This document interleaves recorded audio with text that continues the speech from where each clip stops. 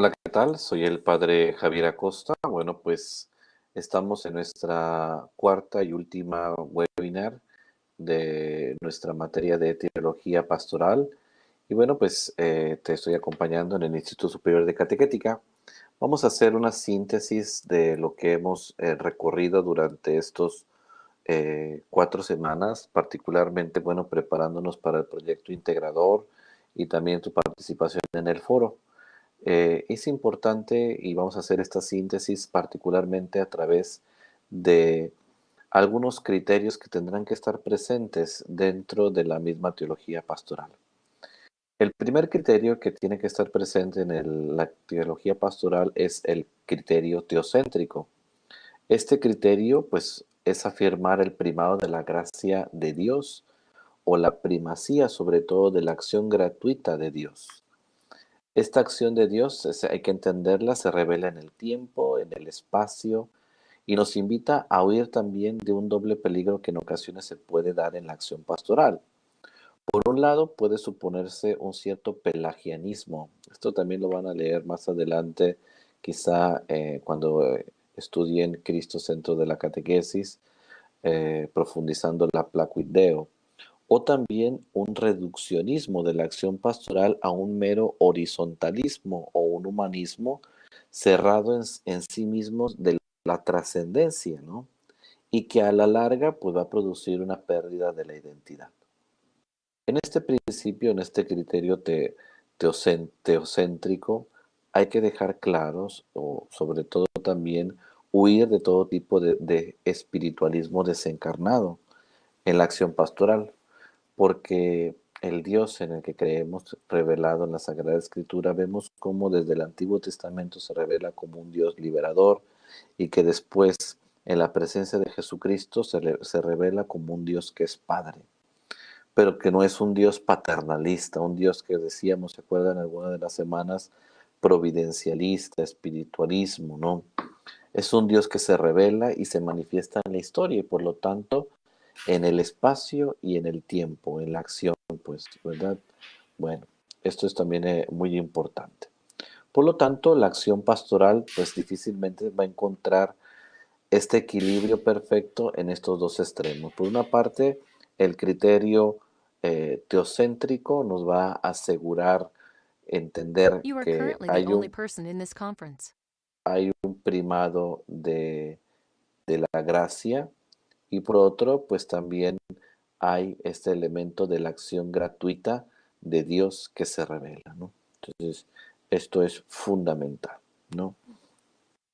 Por lo tanto, bueno, pues la acción pastoral pues tendrá que lograr, no obstante, pues también en este contenido de la teología pastoral, bueno, este estudio como en la licenciatura en la catequética, pues tendremos que aportar la importancia de este criterio, cuando menos, pues que se necesita una reflexión teológica que intente alcanzar el máximo de la armonía entre estos dos contrarios, entre las necesidades sentidas, pues sobre todo por nuestros interlocutores que emergen de una necesidad de la búsqueda de la trascendencia y el testimonio que también pues se busca tener presente de la presencia de Dios. De hecho, pues hoy ustedes van a escuchar mucho, sus profesores de catequética fundamental les tuvieron que hacer mucho hincapié en un principio fundamental, que es lo que va a dar paso al siguiente criterio, que es el principio de la encarnación, ¿no? Está este principio de la encarnación y que se va a alimentar también sin dejar a un lado la trascendencia, sino es la encarnación y esta trascendencia que conviven en armonía como dos actitudes no contrapuestas, sino presentes también en la realidad. Un segundo criterio que tenemos que tener en cuenta dentro de la teología pastoral, pues es el criterio de la mediación de Cristo, no puede pasar por alto. Si Dios, Dios que se ha revelado, particularmente pues afirmamos el Padre, nos salva mediante Jesucristo a través del misterio pascual, su pasión, muerte y resurrección, en Cristo que manifiesta su humanidad, su divinidad, se convierte en un criterio irrenunciable para la teología pastoral centralizar la mediación de Jesucristo, ¿no?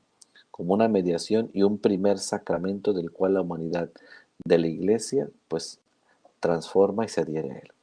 ¿Qué supone este criterio? Pues este criterio nos lleva a considerar que los medios humanos son mediaciones queridas por Dios en la acción pastoral y que no podemos como hacer a un lado o caer en estos providencialismos milagrosos, sino el teólogo de la pastoral, el catequeta, sabe de la intencionalidad, de la educabilidad de la fe y por lo tanto, pues busca los caminos. Por lo tanto, bueno, la teología pastoral es el encender las linternas del camino normal de la acción pastoral, que es el medio antropológico y que no renuncia a su naturaleza trascendente. El lugar de la pastoral, pues, es la humanidad. Desde que Jesucristo se manifiesta y se ha hecho hombre, pues nos muestra cómo el camino de lo trascendente se da a través de la historia de la encarnación. La encarnación de la iglesia es el signo de la encarnación también de Jesucristo, ¿no? Por otro lado, solamente podemos superar la abstracción en la pastoral en la medida que pongamos signos encarnados al servicio de la proclamación de la palabra. Este principio nos pide, sobre todo nos conduce a realizar en todo planteamiento pastoral una reflexión sobre la comunicación que puede plasmarse en una concreción verdaderamente humanizadora, por lo tanto también. La comunicación para que se realice con buenos resultados presupone tres elementos dentro de la teología pastoral. Primero, tener algo que comunicar. Segundo, conocer al interlocutor a fin de partir de sus necesidades vitales. Y finalmente, buscar unos vehículos que nos permitan poner en interrelación el mensaje a comunicar con las necesidades de la persona. Esto es el secreto de la teología pastoral. El Jesucristo del Evangelio, ustedes fíjense mucho, conoce profundamente la vida y la cultura de su pueblo y se deja conocer. La acción pastoral también ha de realizar esta tarea con las mismas actitudes. Y esto no solamente por una búsqueda de eficacia, sino principalmente por aquel principio presente en el directorio para la catequesis, por una fidelidad a la humanidad de Jesucristo y a su manera de decir y hacer.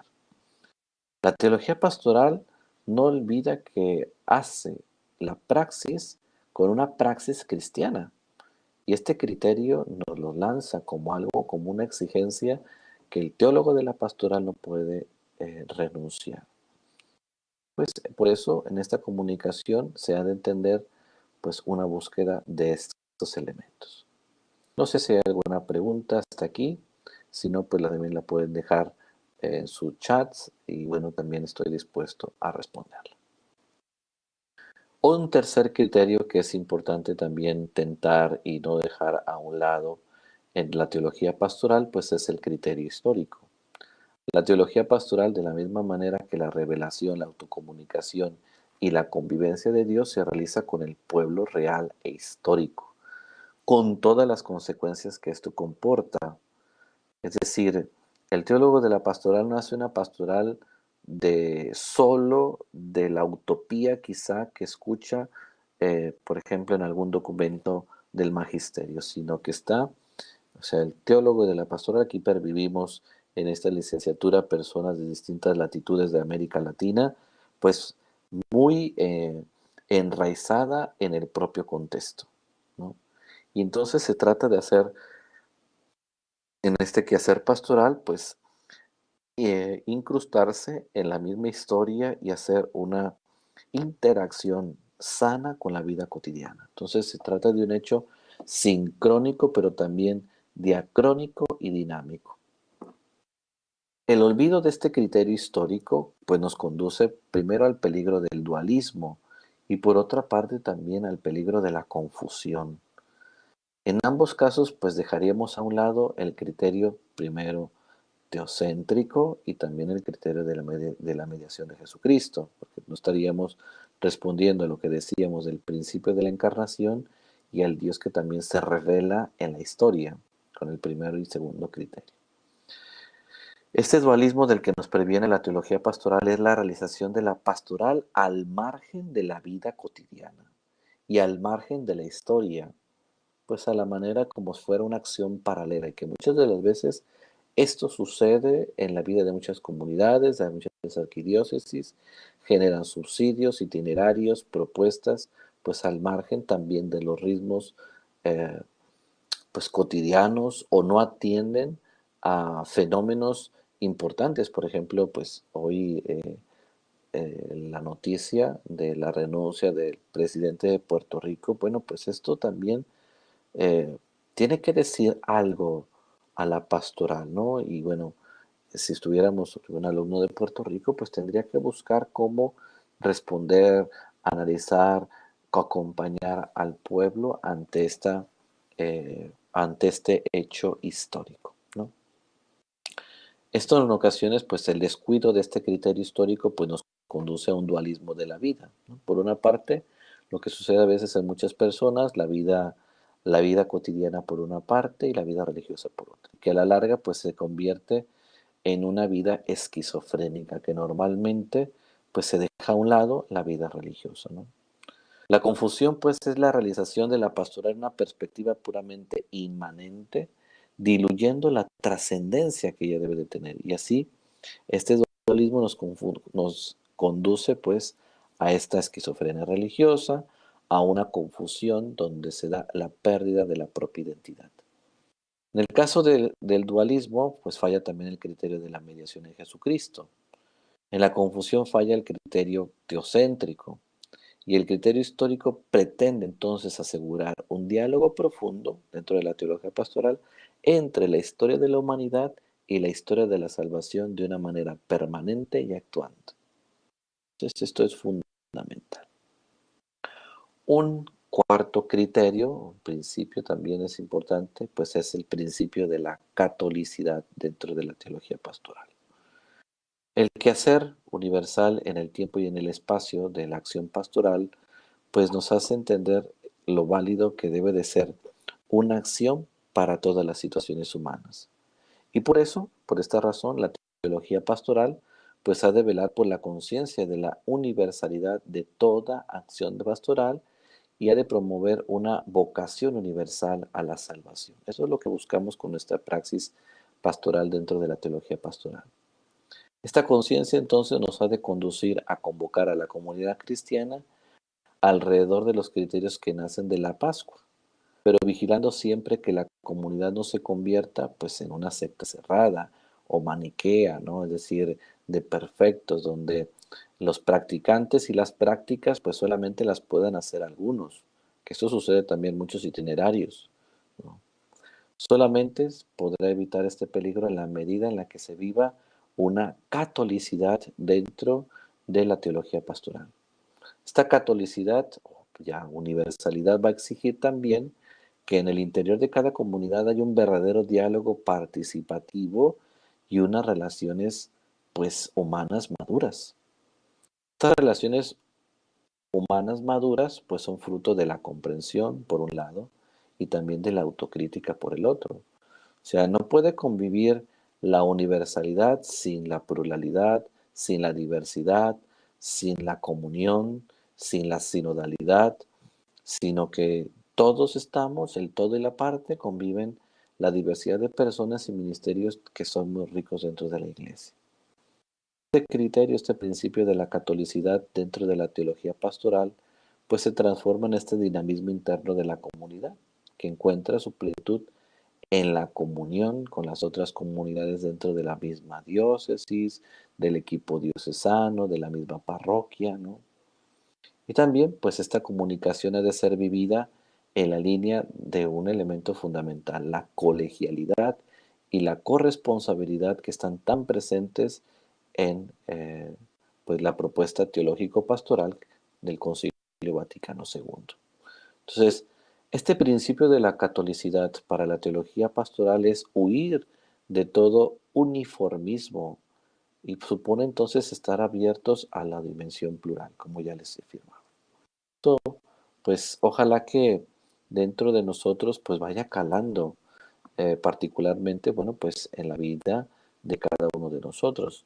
Yo veo que en los aportes que hacen, en los foros, en ocasiones hay un sesgo de uniformidad y el teólogo de la pastoral, el catequeta, es alguien que apuesta por la pluralidad, por la diversidad, por la catolicidad, por la universalidad de propuestas, perdón, que vayan como calando dentro de las personas, ¿no? Entonces esto tendrá que ser fundamental para cada uno de nosotros.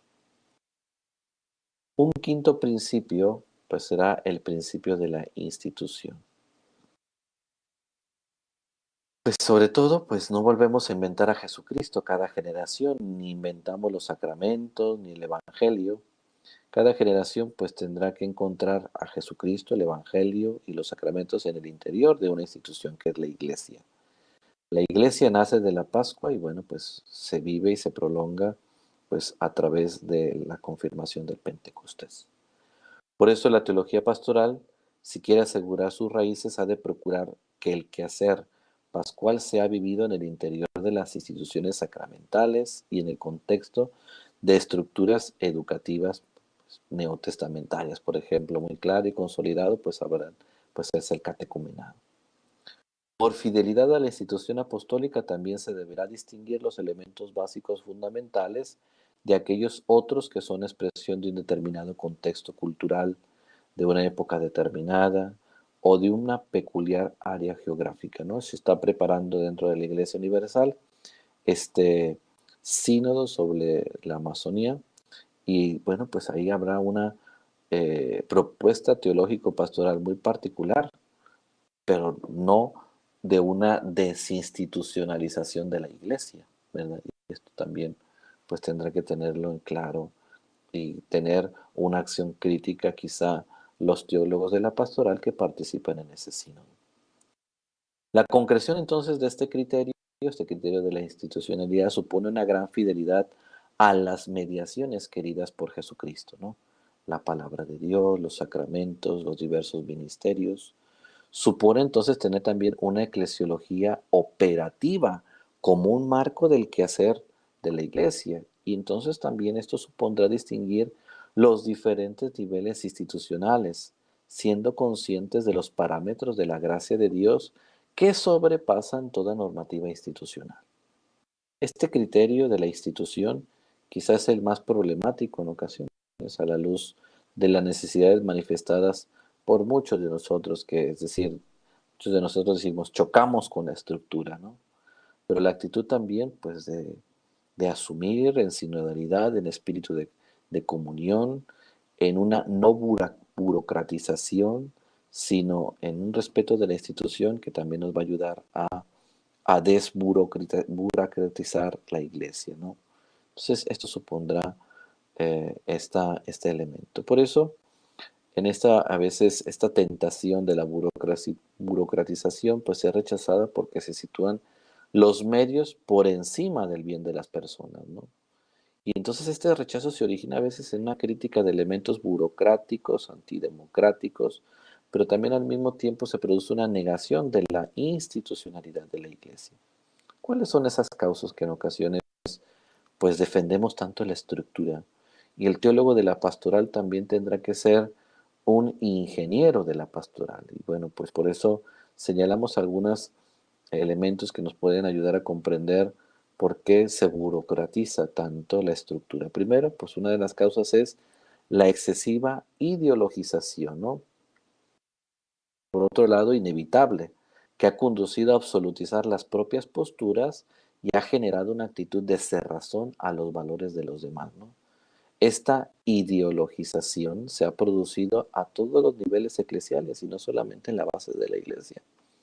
Es decir, se han hecho así y bueno, pues se ideologiza la estructura, los ministerios, las personas. Una segunda causa que compromete el principio de la institucionalidad, pues es la carencia de estructuras de diálogo que agotan todas las posibilidades de comunicación institucional en la autenticidad y en la madurez. Y entonces, pues lo que es la autocrítica comunitaria necesaria, pues se hace al margen de la institución y de esta manera, pues no produce una acción de discernimiento teológico comunitario que ayude, pues a evolucionar, pues de manera equilibrada las instituciones. Una tercera causa, pues, es la falta de madurez en las personas que muchas de las veces configuran las instituciones. Esto ha hecho que esta problemática de tipo personal se proyecte y se mezcle con situaciones pastorales, ¿no? Las consecuencias de estas situaciones han sido importantes de cara a la pastoral. Por una parte, se ha producido un rechazo a la institución y por otro lado también genera la existencia de muchos grupos, ¿no? De manera frecuente y fuertemente institucionalizados y que se han ido por su cuenta y que algunas veces se han convertido como en pequeños tumores con una mentalidad sectaria o incluso se han convertido en auténticas sectas, ¿no? Por eso esta lección histórica es importante que la tengamos en cuenta. Los teólogos de la pastoral nos puede darnos cuenta de que la institución eclesial es necesaria, pero que también tiene que ser sometida siempre a la crítica teológica, a la crítica antropológica, a la crítica pastoral.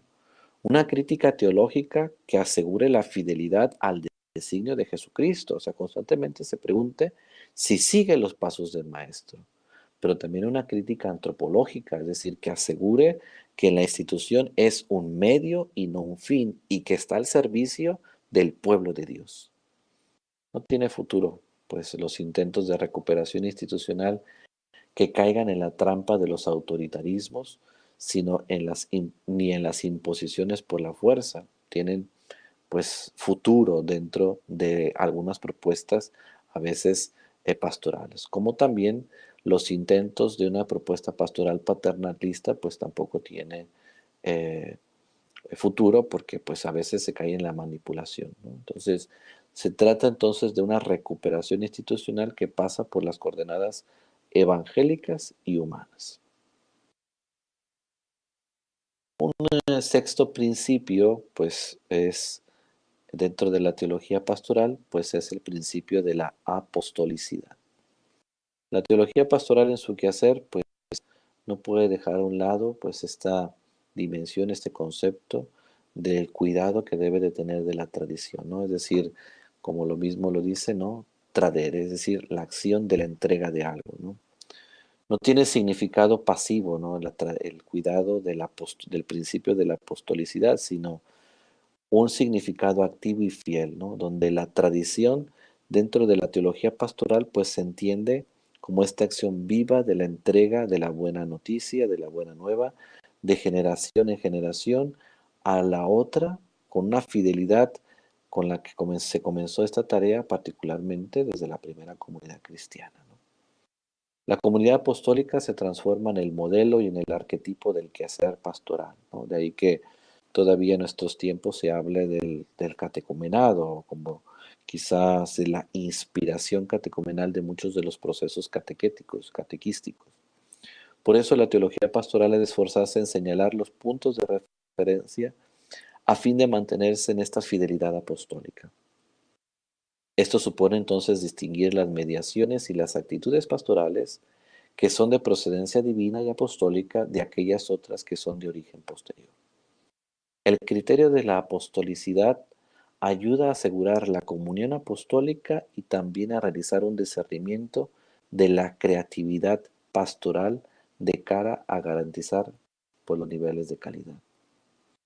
Una última función también que realiza el criterio de la apostolicidad es la de conservar y no perder de vista el horizonte y la memoria histórica en medio de los problemas inmediatos, a fin de que estos no nos hagan perder la visión de conjunto, ¿no? Es decir, en ocasiones a veces por la distracción de la propia historia y de la teología pastoral, pensamos que todos los problemas son nuevos, ¿no? Sino también pues hay problemas que no son tan nuevos, ¿verdad? Y entonces, bueno, pues atenderlos.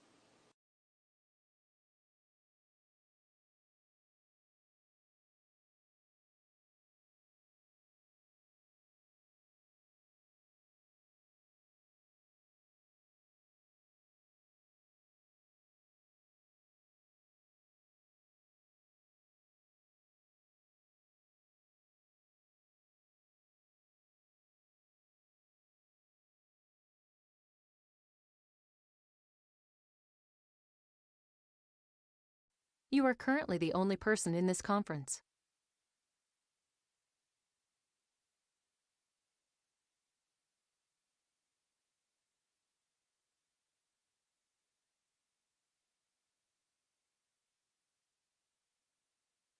Perdón, me sacó el sistema, pero ya volví. Entonces estamos en esto del criterio o del principio de la apostolicidad, ¿no? Entonces esto será fundamental para todos nosotros. Bien. Un séptimo principio, criterio también que no hemos de perder en esta síntesis de estas 4 semanas que también hemos ya meditado sobre la teología pastoral, pues es el principio de la unidad de la misión, pero también en la pluralidad de los contextos, ¿no?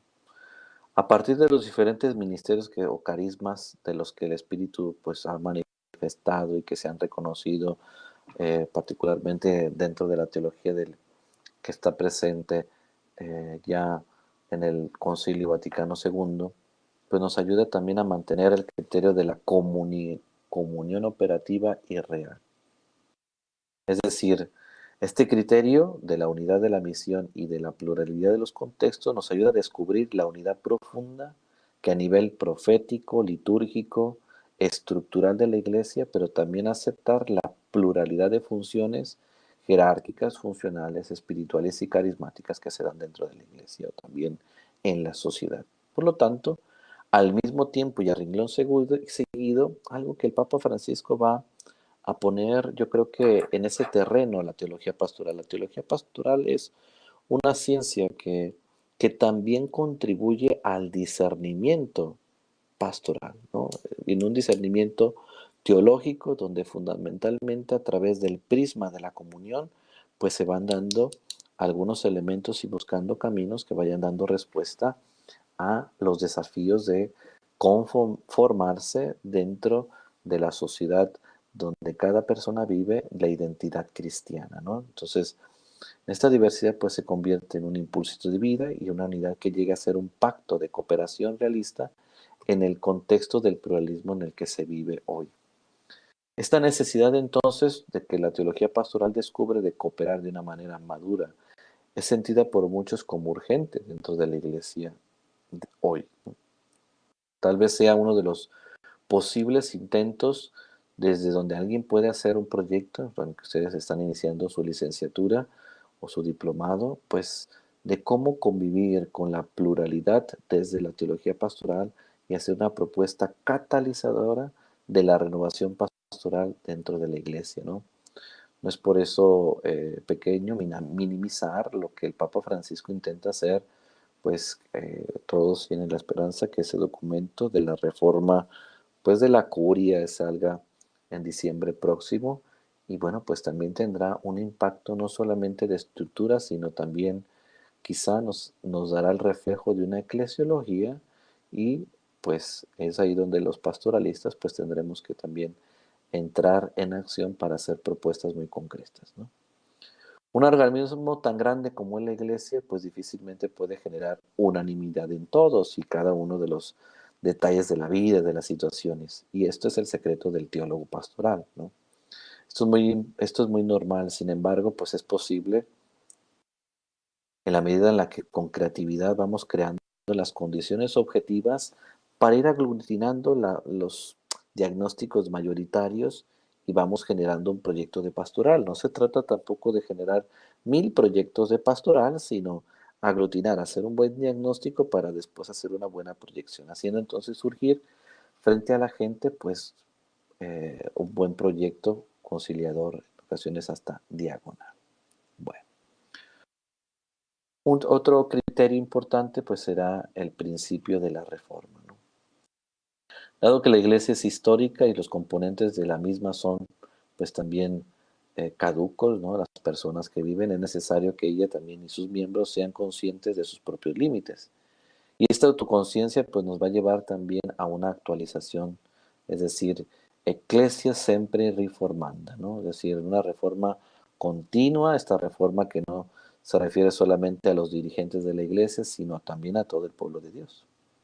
Y la teología pastoral pues ha de ayudar a tomar conciencia de la limitación a partir del descubrimiento de las actitudes que se esconden detrás de algunos comunes denominadores de las acciones eclesiales y que ya no responden al tiempo y por lo tanto quedan superadas. Pero hay que tener una propuesta, ¿no? A veces yo he visto en algunas participaciones suyas en sus foros, buenos para hacer diagnósticos y en ocasiones pareciera como un hálito un tanto pues negativo, pero también hay que hacer una propuesta ¿no? Una propuesta, ser creativos, generadores de propuestas. Y bueno, pues este principio de la reforma, pues hace que el teólogo de la pastoral, el catequeta no pierda de vista esta acción eh, pues de propuesta, ¿no? Por lo tanto, pues la reforma debe ser también muy fiel al criterio apostólico para no caer en ciertos modernismos, pero ha de ser también fiel a la realidad para no caer en la hipocresía y en los tradicionalismos, ¿no? Muchos cristianos pues esperan muchísimo de ustedes como catequetas, ¿no? Y sobre todo pues en ocasiones pues vemos lamentablemente ciertas resistencias existentes, particularmente cuando se busca una renovación ya promovida desde 1962 con el Concilio Vaticano II y se quejan de intereses de grupos de presión, ¿no? Vean cómo a veces se ha dado este, esta resistencia, a veces económica, ideológica, pastoral, de ministerio, ¿no? Y bueno, pues el teólogo pastoral tendrá que entender esto. Por eso es inevitable en el principio de la reforma, pues también atender al proceso de la historia. Las reformas pues no se hacen de un día para otro y también suponen una transformación paulatina de la realidad, ¿no? Por último, como un tipo de colofón, eh, el teólogo de la pastoral no puede olvidar el- la primacía de la caridad. Y es con lo que yo quisiera que termináramos nuestro curso, ¿no? Es decir, nuestro curso no puede, el teólogo de la pastoral a veces ser un agente frío, ¿no? Sino la caridad es pues por eso a veces habla que los sacerdotes fungen su acción de la caridad pastoral, ¿no? Eh, es esta gota cualitativa de toda la acción pastoral, ¿no? Porque la cualidad pastoral va a depender de la capacidad en la que estructuras, agentes, los principios que hemos dicho de la reforma, de la catolicidad, teocéntrico, a Jesucristo como mediador, pues si esto no está movido por el amor, pues queda como en un elemento, y yo aquí no quisiera que este curso tuviera un tinte romántico, sino realmente concreto.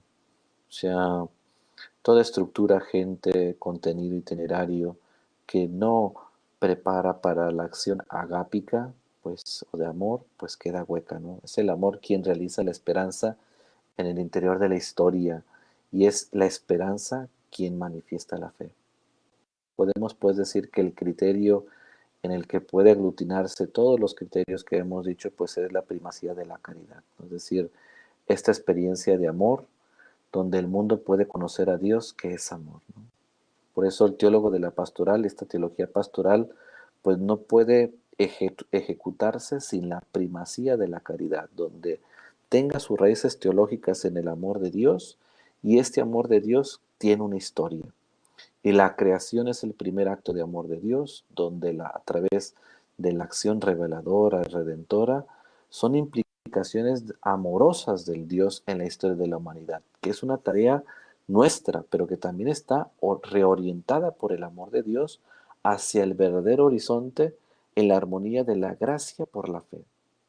Por eso esta creación y esta redención continúan actualmente mediante la obra de la santificación o manifestación actual y presente del amor de Dios en la vida cotidiana, ¿no? Entonces, esto es importante porque podríamos añadir una multiplicidad de criterios. Aquí hacemos 8 y concluyo con este cierre del criterio de la primacía del amor.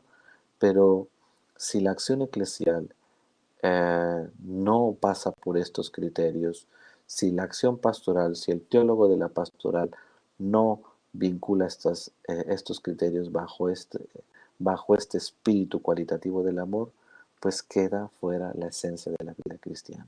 Entonces, bueno, pues yo sería como los elementos, ojalá que tengan el tiempo de meditar estos 8 criterios y esta conclusión que, bueno, pues nos permita a todos también hacer esta síntesis. Bueno, pues por mi parte es todo. Yo espero poder ir poco a poco recibiendo esos proyectos integradores. Están, pues es solamente unas celdas. Lo conocido, algunos han preguntado, ¿qué es lo conocido y lo desconocido? Bueno, lo conocido, pues puede ser lo conocido. Algunos llevan ya una formación teológico-pastoral bastante avanzada. Puede ser también los que llevan estas primeras experiencias formativas, lo conocido que ya han visto en algunas otras materias o también ya lo conocido en otras semanas, y lo desconocido, pues lo desconocido totalmente, ¿no? Es decir, aquello que me resulta nuevo, ¿no? A partir de la lectura de, de cada autor, lo que me fue dando, lo que fue toda una síntesis del caminar durante estas 4 semanas. Bueno, pues no me queda más que saludarles, desearles lo mejor. Espero también puedan darme alguna retroalimentación vía chat del acompañamiento que han llevado con un servidor. Y bueno, pues agradecerles su escucha, sabiendo pues que próxima semana inician nuevas materias. Estén en contacto y en comunicación con la tutora, con el coordinador virtual y seguir adelante pues en este caminar juntos. Soy el padre Javier Acosta, estoy para servirte en este servicio de profesor de Teología Pastoral en el Instituto Superior de Catequética. Hasta luego.